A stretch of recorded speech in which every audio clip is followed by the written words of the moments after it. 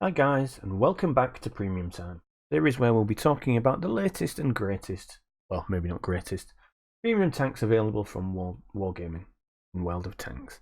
So this week we're looking at the FV1066 Senlac, the Tier 8 British light tank. No, don't go, please, no. I know I said British and light tank and that's usually swearing and means people are going to just wander off, but yeah, this one is not so bad. Well, put it like this, it's better than the Tech Tree one. So, it's available in the three usual packages. The standard package for £21.44, the ultimate package for £42.75, or the Supreme, or as I like to call it, you must have more money than sense package at £85.55. So what do you get with each of these? In the standard package for £21.44, you get the Senlac, 100% crew, a garage slot, and a rental code for one of your mates. Not bad for a Tier 8. The ultimate package for £42.75, you get the same, plus you get 6,750 gold, 15 missions, 5 times XP, 30 personal reserves for 200% crew XP, and 2 rentals.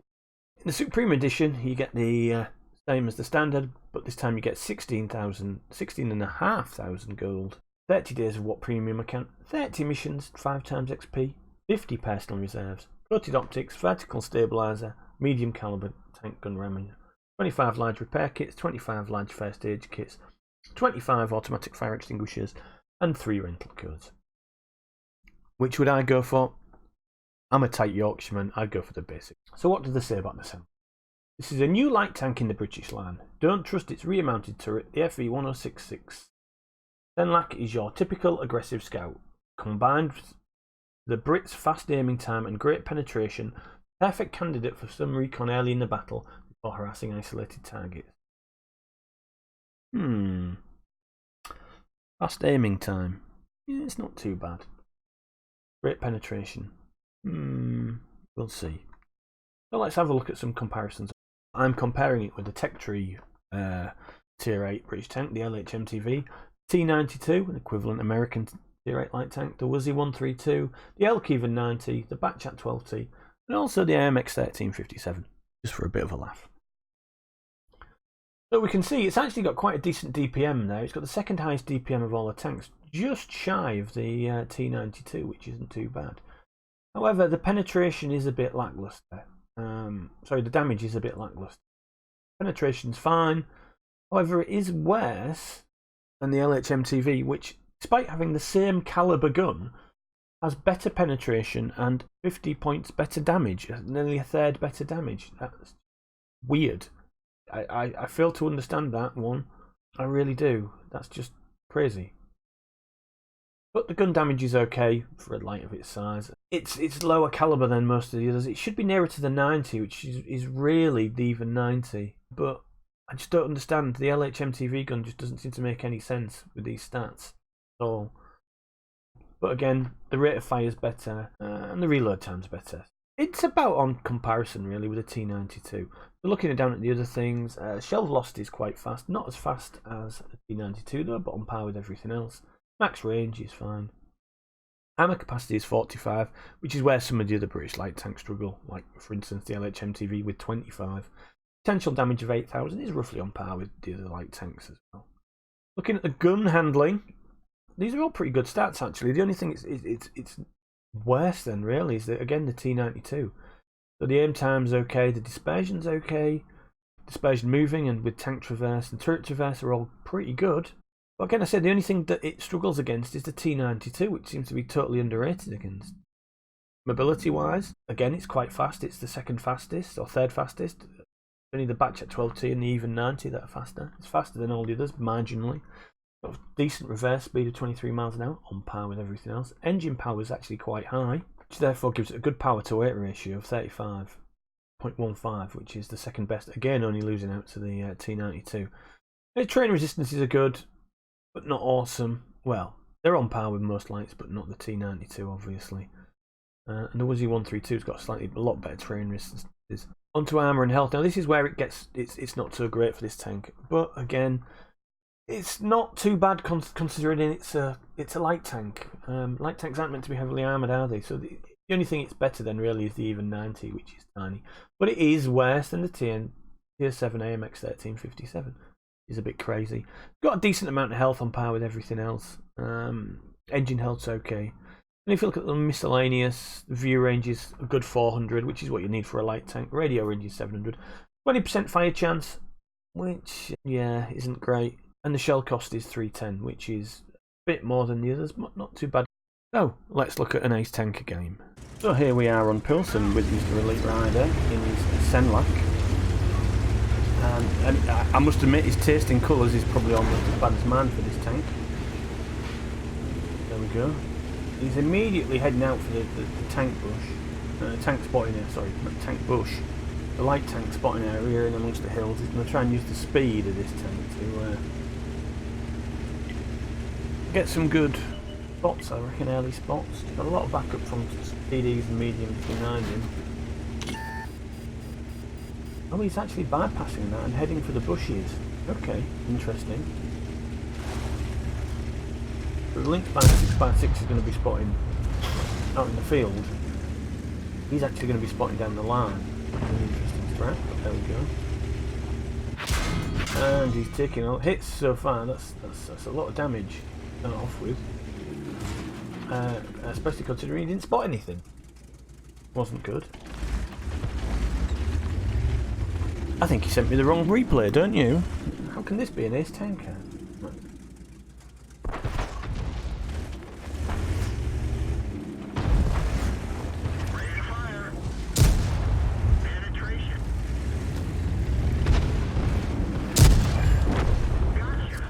There's a kill already. The enemy just seems to be missing him when they're shooting at him now, which is all good.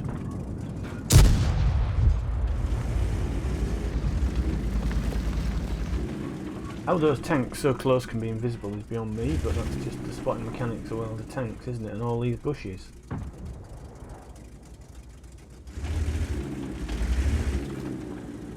Trying to bait someone into firing. That's revealing themselves.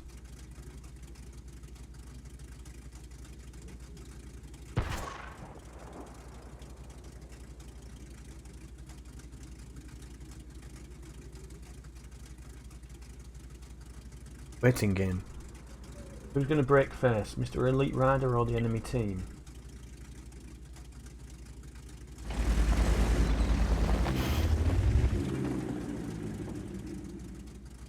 He's actually looking. Oh, look there, Senlac over there. Can you get shots on it?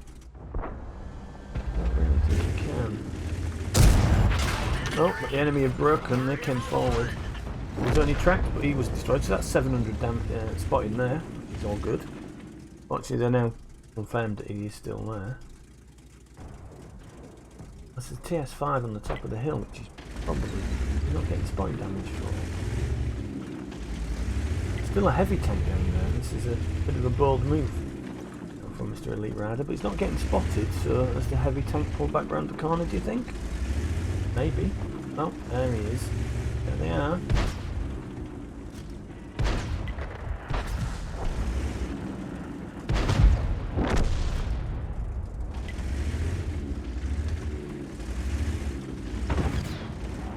He's using the bushes to their best to light up that heavy tank, keep it lit. While he's round the corner, you can quite easily deal with it. Oh, but there's a light tank there, oh my lord, where did he come from? The problem is that light tank no longer has any backup, he's all by himself, so... Behind the other tank's wreck though, so that's... using that one. He's not going to get any fire support from anyone. But Mr. Elite Rider doesn't need it. He finishes him off.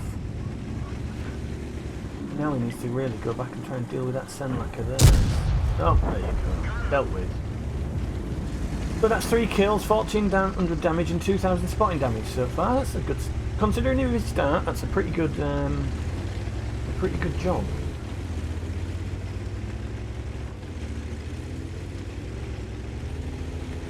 Despite the paint work.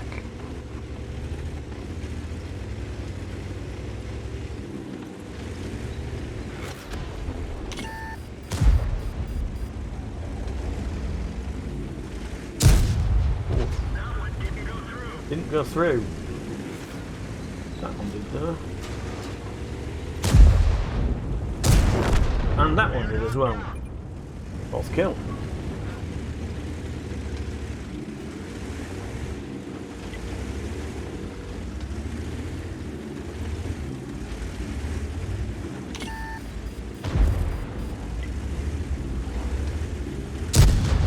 Oh, didn't penetrate his armour.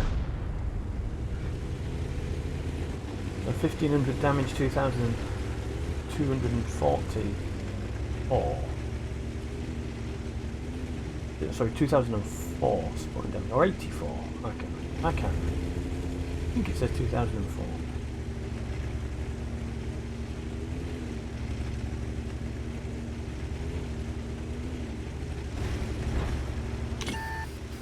He's hunting artillery. The TDs are at the back. Western fire, getting a bit of help. Kind of getting close.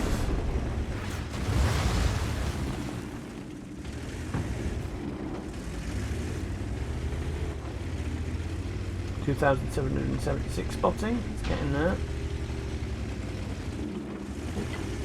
The TV lit.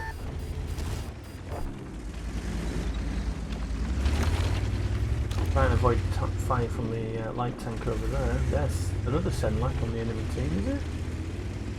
Yeah, two, looks like it.